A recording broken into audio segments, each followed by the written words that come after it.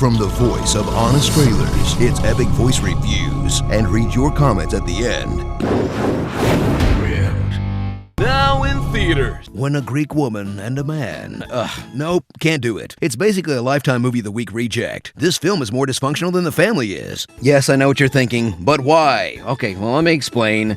I went on a date with my wife. It was the only romantic comedy out, plus my wife was a big fan of the first one, which wasn't that bad, but this one was just so bad. It's broken up in pieces, the story is super weak. The jokes fall flat. I mean, it really did feel like a bad Oxygen or Lifetime movie.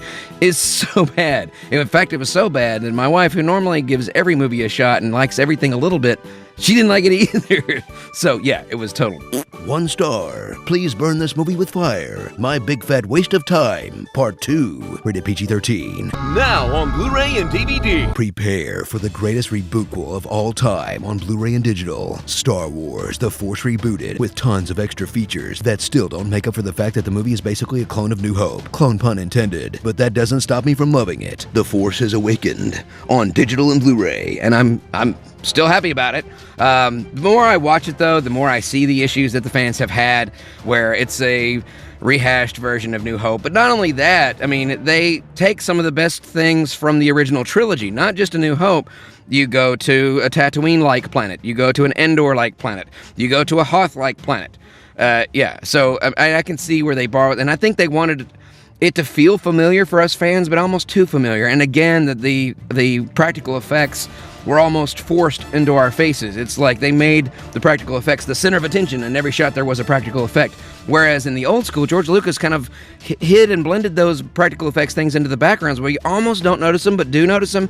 But it definitely makes it feel real that this is really taking place at another time and place. And in this new one, it's kind of like, look, we made this thing with our hands, not with computers. But, okay, if you're going to go all practical effects, go all practical effects. Don't go part practical effects and then giant Snoke animated character. That's still my least favorite part of the movie. I hated the fact that Snoke is this giant computer hologram. What was wrong with the old blue holograms from Vader and Emperor Palpatine's days? I just don't get that. But all that being said, it's still a very enjoyable film. It's got a lot there to digest and a lot to watch. Visually great. The score is amazing. I really love the actors. I didn't like them throwing in the modern dialogue like, Droid, please, and you got a boyfriend? You got a boyfriend? I mean, stuff like that. I think the reason why Lucas wrote it the way he originally wrote it was so it wouldn't feel like it took place on Earth. So we don't want to use familiar language that we use here on Earth. We want them to talk like they would if they were existing on some other planet elsewhere.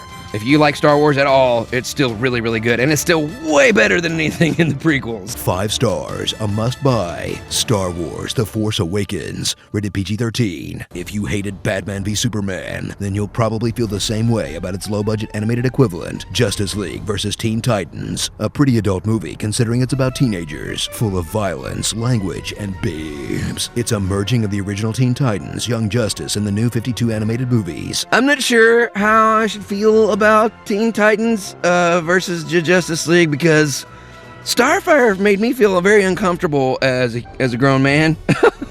And if you watch it, you'll know what I mean.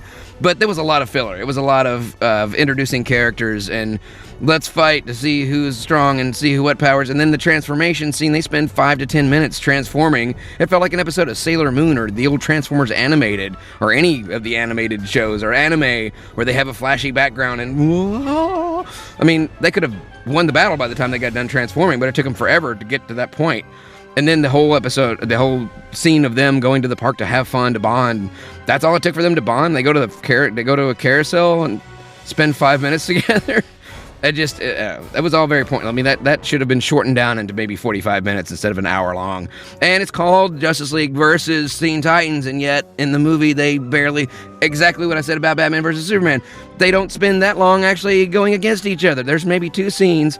They go up against one of them, and then they go up against 2 of them, or 3 of them, but they never go up, the entire teams never go up against each other. And the times that they are spent battling are super, super short. They basically spend more time introducing characters and telling story. And it's a retold story. This is the same episode of Teen Titans where they fought Trigon. It's a very rehashed story. We've already seen it. That being said, this is one of the few where DC Animated made a thing. Visually, it looks great. great, but it made a thing where I could have cared less. I could skip this one and I wouldn't have heard anything. 3 stars. Redbox it. Justice League vs. Teen Titans. Rated PG-13. As seen on television. Previously on AMC's The Walking Dead, a disappointing filler episode before the drawn-out, repetitive, boring season finale, which left fans hanging, but not in a good way. Now, we have to complain for months waiting for the next season, even though the show's creators say it's totally gonna be worth it. I made predictions about The Walking Dead season finale. I was totally wrong. They didn't tell us anything at all, which made me angry, and I can understand why the fans are angry,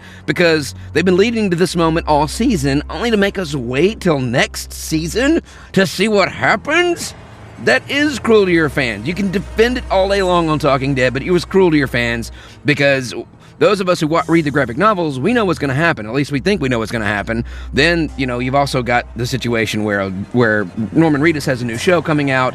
He's getting booked for movies now, but then Steven Yeun's also getting booked for movies now. He's also going to be in the Voltron cast, which is awesome, by the way. But both of those situations are red flags saying that one of these two guys is going to bite it. So the fact that they left this hanging, that's a total bummer, and it really ticks me off. That being said, that's not why I hated the episode. I didn't like it, but they introduced Negan finally, and he looks really cool, by the way, except that I hate the beard, because in the comics he doesn't have a beard. But I guess because the governor didn't have a beard, maybe they didn't want the two of them to look similar. I don't know, but the casting choice was perfect. Batman's dad is freaking Negan. That's amazing. And the Lucille was awesome. Been waiting for that to show up for forever. But it was the fact that they slowly drug out this episode to an hour and a half, and they didn't need to. It was already long, and they kept repeating themselves, and every time we go down a road, there's a bigger group of guys. We get it. They just kept showing the same scene over and over again. You show up, you leave. You show up, you leave. You show up, you leave. Then they drug out this extra part with Carol's story that completely makes her character, the one we love, turn into this whiny little, I can't do it anymore. And that's not the Carol that I like. I want to see awesome Carol, the one that freaking murdered those dudes with a gun hidden up her sleeve. Gets her way out of anything playing this sweet little housewife, but actually she's a straight up cold murderer, scary person. That's the Carol that I like to see. So yeah, this was a total bummer. I mean, the last episode was already a filler, which is why I didn't even review it, because what's the point? It was just an extra episode to throw in before the season finale, because they didn't have enough story to make it last. What they should have done is taken the season finale and broken it into 2 parts and made that last episode and this episode, and then continued showing us who died. Then let us talk about it for 6 months or however long till the next season.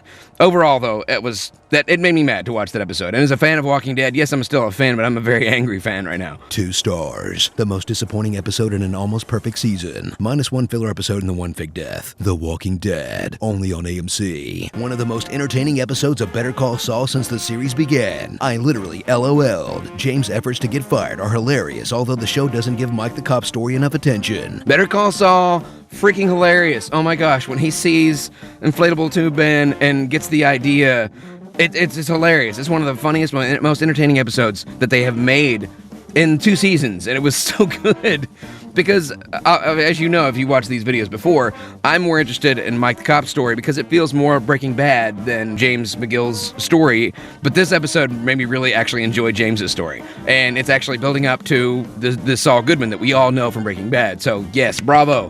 Bravo, sir. Bravo, cast. That was great. That was a really fun episode. You have to see that one. 5 stars. A must-watch. Better Call Saul. Only on AMC. The season finale of Star Wars Rebels was truly epic and totally makes up for all the filler episodes aimed at young children, as the prequels and originals come together in the most awesome way possible, with the 2 coolest and most iconic characters from the first 6 films in the same show. There really isn't much else to say. It was such a great episode. There's been a lot of really kiddish versions, but I mean, that's their target audience. I mean, it's Disney XD. It's a cartoon based on Star Wars.